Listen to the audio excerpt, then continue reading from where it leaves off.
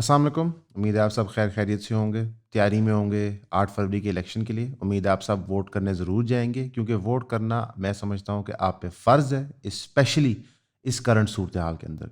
आज हमारी तीसरी एपिसोड है इलेक्शन मैनिफेस्टोज़ पे। हम जैसे कि आप बाकी चैनल पे देख सकते हैं इंतहाई बिज़ी रह रहे हैं, क्योंकि सियासतदान बिल्कुल आखिरी मोमेंट पे कंफर्म करते हैं वो इंटरव्यू करना चाहते हैं कि नहीं, तो उसकी तैयारी में मसरूफ़ रहते हैं, तो माज़रत चाहते हैं इस वीडियो के डिले के लिए।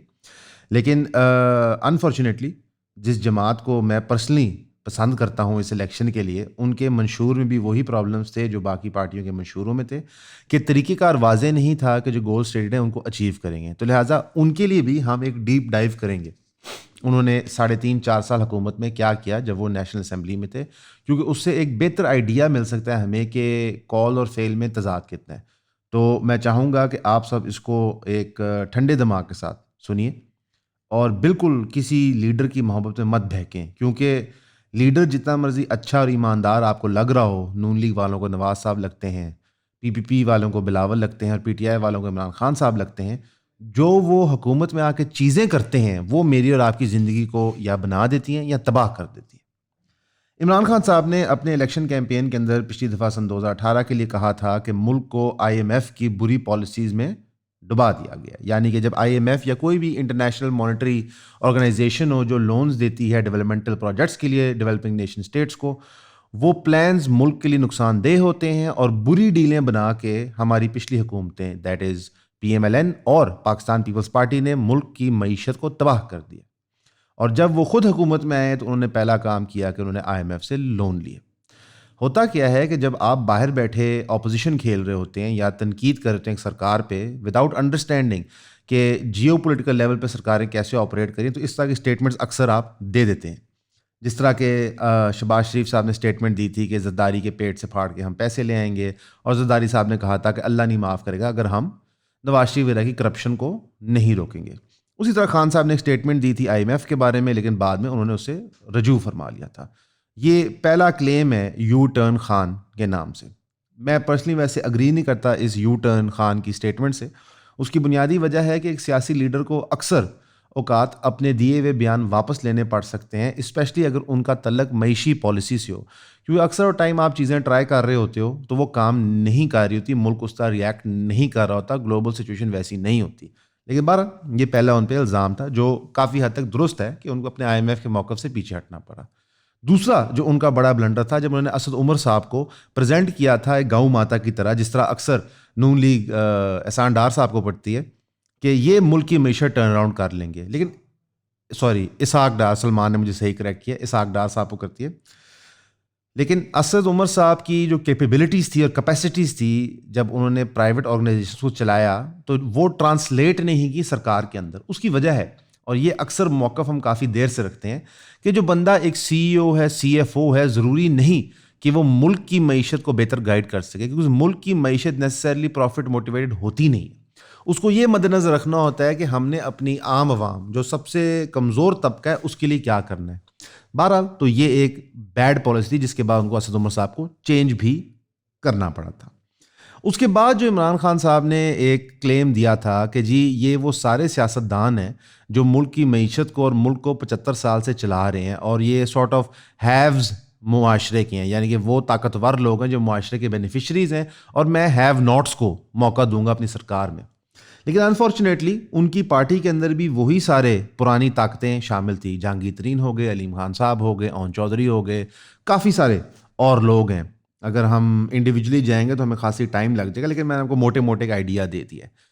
फिर इंस्टेड ऑफ इनमें से या किसी काबिल बंदे में से अपॉइंट करना की मिनिस्ट्रियल पोजीशंस पे, इमरान खान साहब ने सरदार उस्मान बुज़दार को पंजाब का सीएम बना दिया। अब सरदार उस्मान बुज़दार का जो बैकग्राउंड है, जो उनकी नॉलेज है, जो उनका वर्किंग स्टैंडर्ड है, वो मैच नहीं करता पंजाब जैसे सूबे को चलाने के लिए।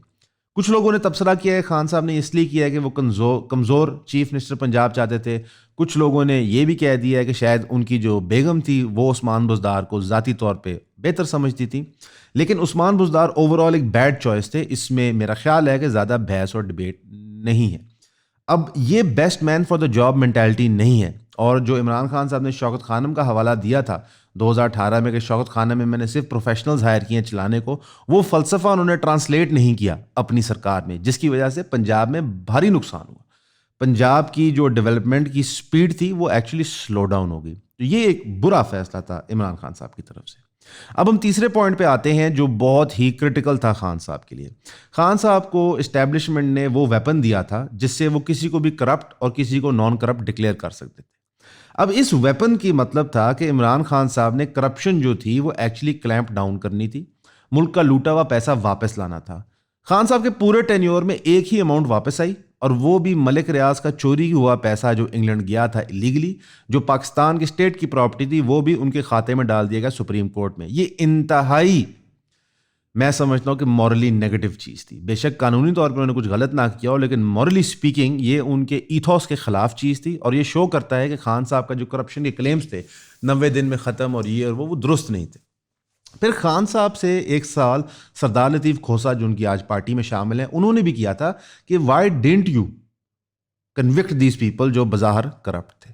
इसके अंदर खान साहब ने कहा कि जी जब बाजवा साहब की डील बन गई थी PMLN के साथ और PPP के साथ, उसके बाद एक गो स्लो पॉलिसी शुरू होगी। इसका क्या मतलब है? इससे निशानदेही होती है कि इमरान खान साहब ने जिस ताकतवर हल्के को इस्तेमाल किया था उसके खिलाफ वो खड़े नहीं हो सके, और जब तक अदम एतमाद पेश नहीं हुआ उनके खिलाफ, उन्होंने रेजिग्नेशन भी नहीं दी। यहाँ पे खान साहब की जो सियासत है उसको क्रिटिक करना चाहिए, क्योंकि जब आप प्राइम मिनिस्टर ऑफ पाकिस्तान हो, आप लीडर ऑफ गवर्नमेंट हो, लीडर ऑफ पीपल हो, और आप एक मकबूल लीडर हो, तो फिर आपको किसी की बात सुननी नहीं चाहिए, आपको अपनी मनमर्जी करानी चाहिए। क्योंकि आज आप जिन डिसीजंस के पीछे छुप रहे हैं वो आप कहते हैं आपने खुद नहीं लिए, लेकिन ये एक अच्छे लीडर की निशानी नहीं होती। बाकी अगर हम करप्शन की बात करें तो पंजाब में स्पेशली एक जेन्युइन प्रॉब्लम था कि फराह गोगी पैसे लेके अपॉइंटमेंट्स करती थीं। खान साहब ने अपनी पार्टी के अंदर भी वो आप कह लें डंडा नहीं फेरा हुआ था जहां से लोगों को रोका जाए इस अमल से, और एक प्रॉब्लम ज़रूर एग्जिस्ट करता था।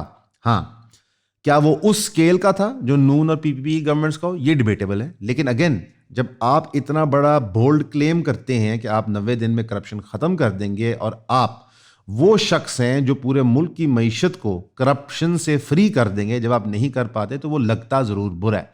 However, on A comparative scale I believe के खान साहब की गवर्नमेंट इस मामले में शायद थोड़ी सी बेहतर थी। अगले आते हैं हम कुछ क्लेम्स पे, जैसे कि मैं PM हाउस को एक यूनिवर्सिटी बना दूंगा, मैं गवर्नर हाउस को ओपन कर दूंगा, मैं सरकारी प्रोटोकॉल ख़त्म कर दूंगा। इनमें से तो कोई चीज़ हुई नहीं, इस पर कोई डिबेट और बहस नहीं है। मेरा ख्याल है खान साहब या वो घर एंजॉय करना शुरू हो गए थे, या उनकी पार्टी नहीं मानती थी, या बाजवा साहब नहीं मानते थे।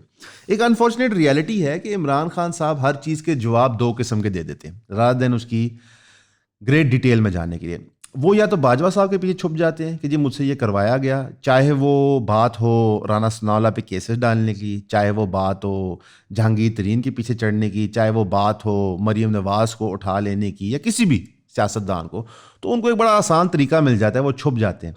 चाहे वो मतीउल्लाह जान की हो, जब सहाफ़ी 48 घंटे के लिए गायब हो गया था, तो खान साहब एक आप कह लें सेफ पोजीशन से खेलते हैं। वो कहते हैं देखें ना जी, वो बाजवा साहब ने हर चीज़ से रोक दिया था, और इसका तो फिर ये मतलब हुआ कि आप भी नवाज शरीफ और जरदारी साहब जैसे ही हो गए, आप भी एक आर्मी चीफ की आमरीत के अंदर आ गए। और जो तबसरा अब हो रहा है कि जो आपके साथ मुतफ़ात अमल हो रहा है वो एक आफ्टर शॉक है डिक्टेटरशिप का, तो उसमें एक सदाकत नज़र आती है। बहरहाल उम्मीद है कि आप इससे सीख लिए होंगे, क्योंकि एक वजह थी कि नून लीग और PPP ने चार्टर ऑफ डेमोक्रेसी किया था, क्योंकि उन्होंने जो 90 की दिहाई में एक दूसरे के साथ कर चुके थे इस्टेब्लिशमेंट को इस्तेमाल करके, उनको समझ आ गया था कि यार इस तरह निज़ाम नहीं चल सकता। हाँ, ये मेरा मानना ज़रूर है कि उन्होंने ज़ाती मफाद के लिए ये किया था, शायद मुल्क के मफाद के लिए नहीं किया था, लेकिन आपको इस फ़लसफ़े को समझना चाहिए था, आप नहीं समझे।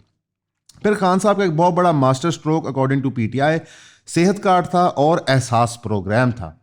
दर हकीकत हमें स्पेड को स्पेड कहना चाहिए। सेहत कार्ड PMLN के सहूलत कार्ड की एक्सटेंशन थी, और जो एहसास प्रोग्राम था वो exactly Benazir income support program की एक्सटेंशन था।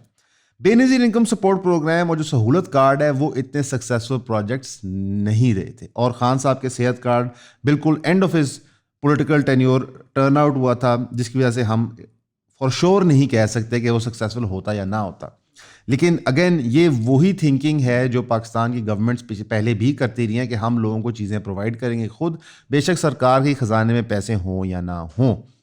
जहाँ तक पीआईए और रेलवेज़ की बात है तो उसकी ब्लोटिंग पे खान साहब ने कोई ऐसा काम नहीं किया था, हालांकि उन्होंने ये दावे किए थे कि इनको मैं एफिशिएंट बना दूंगा। इससे साबित ये होता है कि जो कॉल एक पॉलिटिकल जमात आपको देती है, क्योंकि अब हमने तीनों जमातों का, मंशूर का और जो उन्होंने हरकतें की थी अपनी गवर्नमेंट में तबसरा किया है, उनकी कॉल और फेल में तजाद होता है। और हम सब सियासी सरगर्मी में भूल जाते हैं कि इन लोगों का जो असली पर्पज़ और मकसद होता है वो मुल्क को चलाना होता है। इस वक्त अगर आप लैंग्वेज देखें मरीम नवाज़ की, बिलावल भुट्टो की, पीटीआई की, तो एक बहुत इंतकामी सॉर्ट ऑफ सूरत हाल बन रही है। लेकिन अगर हम इनके दौरे हुकूमत देखें सारों के, तो पिछली हुकूमतों से बुरी ही परफॉर्मेंस हमें मिल चुकी है। पीपीपी ने मुशर्रफ से बुरा परफॉर्म किया, नून लीग ने पीपीपी से बुरा परफॉर्म किया, पीटीआई ने नून से बुरा परफॉर्म किया और पीडीएम ने सबसे बुरा परफॉर्म किया। अगर आप इसमें एक पैटर्न नोट करें कि जो भी सियासी जमात किसी सूबे में या सरकार में आती है तो वो इन्फ्लेशन से बेसिकली कॉम्बैट नहीं कर पा रही होती। उसकी बुनियादी वजह यह है कि जो उनका फ़लसफ़ा है इन्फ्लेशन से कॉम्बैट करने के लिए, वो या heavy loans in terms of development projects है या heavy loans in terms of social projects है। दर हकीकत जिस मुल्क को फाइनेंशियल ऑस्टेरिटी की ज़रूरत है, फाइनेंशियल ऑस्टेरिटी से मुराद कि आप कटबैक्स करें पब्लिक स्पेंडिंग में और गवर्नमेंट स्पेंडिंग में, वो आते साथ ही उनको बढ़ाते हैं अपना वोटर बैंक पक्का करने के लिए। आज आपको जो नून लीग का वोट बैंक है वो इस बात पे मिल रहा है कि जी देखें मोटरवेज बनी है, ये बना है, वो बना है, पुल बने हैं, अंडरपास बने हैं, लेकिन उन पुल, अंडरपास और मोटरवेज को बनाने के लिए जो क्रिपलिंग डेट लिया गया है उसकी बात नहीं करेंगे। पीपीपी को वोटर सपोर्टर कहते हैं कि जी हमें बेनजीर इनकम सपोर्ट प्रोग्राम से बड़ा फायदा होता है, लेकिन उस महकमे को चलाने के लिए एक तो उसमें रैम्पेंट करप्शन है, कई अरबों रुपए उसमें बनाए जा रहे हैं, दूसरा उसको सस्टेन करने के लिए जो लोन्स लिए जा रहे हैं उसकी कोई बात नहीं करेगा। और खान साहब की बात करें तो सेहत कार्ड बहुत अच्छी चीज़ है, मेरी भी ख्वाहिश है कि हर बंदे को 10 लाख रुपए का फ्री इलाज मिले जो डिजर्विंग है, लेकिन वो पैसा कहाँ से जनरेट होगा? ओवरऑल हमारी 75 साल की एग्जिस्टेंस में 3 बड़ी सियासी जमातें, जिनकी मैं समझूंगा कि करोड़ों में फॉलोइंग है, जिन्होंने एक substantial amount of time rule भी किया। अगर आप केपीके देखें तो 10 साल से वहाँ पे हुकूमत थी पीटीआई की, सिंध देखें तो 40-50 साल से, और पंजाब देखें तो 40 साल से पीएमएलएन की हुकूमत थी। इन सब का वही फ़लसफ़ा है प्रॉब्लम सॉल्विंग का जो इनका अपनी करियर्स के शुरू में था, यानी कि इनकी अपनी पर्सनल इंटेलेक्चुअल ग्रोथ नहीं हुई थी। शायद ये वजह है कि ये हमें सेम चूरन बेच के बेवकूफ़ बना लेते हैं, ये वही घिसी पिटी बातें कर लेते हैं। आज बिलावल साहब अपने आप को पीडीएम हुकूमत से दूर करना चाह रहे हैं, इमरान खान साहब ने सबको चोर डिक्लेयर किया हुआ है, इवन उन लोगों के जो उनकी पार्टी में क्रिटिकल थे। मसलन मेरा नहीं ख्याल जहांगीर तरीन के साउथ पंजाब के दौरे अपने जहाज़ में बगैर इमरान खान साहब की गवर्नमेंट बनती थी, या अलीम खान के पैसों के बगैर खान साहब का सिस्टम चल सकता था। लेकिन जो बंदा भी तहकीक करे तो उसको पता चलता है कि शायद अलीम खान साहब के कारोबार और जहांगीर तरीन साहब के जो शुगर माफिया के स्कैंडल्स हैं वो आज के नहीं है, वो खासी पुराने हैं।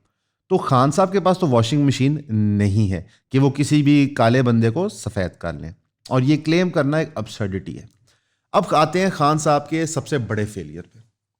खान साहब वल्लाहु आलम, चाहे वो तकब्बर में या बेवकूफ़ी में इस मुगालते में मारे गए कि मैं हर चीज़ कंट्रोल कर सकता हूँ, मैं इमरान खान हूँ और मेरी पॉपुलैरिटी और ताकत इतनी है कि मैं किसी को भी अपने करिश्मा के तहत मना सकता हूँ। ऐसे हुआ नहीं, ना ही मिलिट्री ब्यूरोक्रेसी ने उनका साथ दिया, ना ही सिविल ब्यूरोक्रेसी ने उनका साथ दिया। इससे एक बहुत बड़ा सबक हमें सीखना चाहिए। ये जितने सियासतदान हैं, जितने जज हैं, जितने मिलिट्री सर्वेंट्स हैं, सिविल सर्वेंट्स हैं, ये के सारे पाकिस्तानी हैं, ये सारे के सारे हमारे मुआशरे से आए हुए हैं। सारों को आपने इकट्ठे लेके चलना है। आज भी अगर पीटीआई, नून लीग और पीपीपी ने इंतकामी सियासत को नहीं छोड़ा, जो बज़ाहिर लग नहीं रहा कोई छोड़ेगा, बल्कि मेरा तो ये ख्याल है कि पोस्ट इलेक्शन जिसकी भी हुकूमत बनेगी वो मज़ीद, वो कहते हैं ना कि जैसा शहबाज शरीफ ने कहता है कि दीवार में चुन देंगे, वो मज़ीद अग्रेसिव होएंगे, बिकॉज उनको नज़र आएगा कि इस वक्त हम अपनी अपोनेंट्स को डिफीट कर सकते हैं। और अनफॉर्चुनेटली हमारी जो अवाम है वो इस माहौल में तालियां बजाती रहेगी। ये वही अवाम है जो 2018 की पीटीआई गवर्नमेंट में जब क्रैकडाउन हो रहा था ऑपोजिशन पे और कुछ मीडिया चैनल्स पे, तो तालियां बजाती थी, उनको गद्दार कहती थी, चोर कहती थी और पोलराइज करती थी अवाम को। आज रिवर्स हो रहा है, दूसरी पार्टियां तालियां बजा रही हैं। जबकि शहबाज शरीफ साहब से जब सवाल किया मंसूर अली खान साहब ने इमरान रियाज के बारे में, तो वो भौंतराए हुए लग रहे थे, उनको समझ नहीं आता वो क्या जवाब थे। अनफॉर्चुनेटली हम सबको, और ये मैं समझता हूँ कि क्रिटिकल इशू है, हम सबको जाके जमहूरियत की जिम्मेवारी लेनी होगी। हम नो लॉन्गर रिलाय कर सकते हैं इन सियासतदानों पे। हमें जाके वोट दे के एमएनए एमपीए इलेक्ट करके उनको पूरे 5 साल के टाइम चेक्स एंड बैलेंसेस में रखना होगा। आपका जो एमएनए और एमपी है वो आपका मुलाजिम है, उसको आप उसी तरह ट्रीट किया जाए। वो आपका काम ना करें तो उस पर चढ़ाई करें, बहस करें, उसको कन्विंस करें आपका काम करने के लिए। अगर वो जाके कोई हॉर्स ट्रेडिंग में शामिल हुए तो उस बंदे को फारग कर दें। जब तक आप अपनी जमहूरियत को इस तरह क्रिटिकली नहीं देखेंगे तो मंशूर के नाम पे आपको चूरन बेचा जाएगा। वो चाहे 90 दिन में करप्शन ख़त्म हो, चाहे वो एक ग्रैंड नैरेटिव हो कि हम तो जी सी पैक को ऐसे कर देंगे वैसे कर देंगे, या फिर पीपीपी स्टाइल रेवड़ी पॉलिटिक्स हो बेनज़ीर इनकम सपोर्ट प्रोग्राम की। इन दी एंड ये वीडियो मेरा ख्याल है कल लगेगी, जो गालबन 7 तारीख है। तो मेरी उम्मीद ये होगी कि तब तक आप सब ने फैसला कर लिया होगा कि इस जमात के लिए आप वोट करेंगे, और कि इन रियलिटी इन जमातों के जो पॉलिसीज़ हैं जब वो गवर्नमेंट में आते हैं इतना फ़र्क नहीं होता। ये कुछ मॉरल इश्यूज़ पर लड़ रहे होते हैं। कोई किसी को चोर कहता है, कोई किसी को जानी कहता है, कोई किसी को कुछ कहता है तो कुछ कहता है। बल्कि मैं हैरान नहीं हूँगा अगर बिलावल भुट्टो के करैक्टर पे कोई नया किस्म का ही इल्ज़ाम ना लग जाए बिल्कुल इलेक्शन से एक दिन पहले। ये भी हमारी सियासत की एक रियलिटी है। मुआशरती तौर पे हमें इससे ऊपर उठना है। हमें ये भूल जाना है कि कौन मुर्शद है और कौन ग्रेट मियाँ नवाज शरीफ है और कौन भुट्टो ख़ानदान की लेगेसी चला रहा है। हमें ये सोचना है कि ये जब बंदे हुकूमत में आ जाते हैं तो ये करते क्या हैं। तो प्लीज़ एक क्रिटिकल लेंस से इन सब की गवर्नमेंट्स को आप देखें तो आपको फाइनली एक पैटर्न नज़र आएगा। आपको नज़र आएगा कि जो क्रिपलिंग डेट है हमारा, उन सब ने इसमें बहुत बड़ा हिस्सा डाला है। ये सब के सब इस्टेब्लिशमेंट से कंट्रोल हो रहे थे। आपने वोट देना है हकीकी जमहूरियत के लिए, आपने वोट देना है आज़ाद इकॉनमी के लिए, आज़ाद फॉरेन पॉलिसी के लिए। अब आप फैसला करेंगे 8 फरवरी को कि कौन सी पॉलिटिकल पार्टी आपको ये चीज़ें दिलाएगी। शुक्रिया।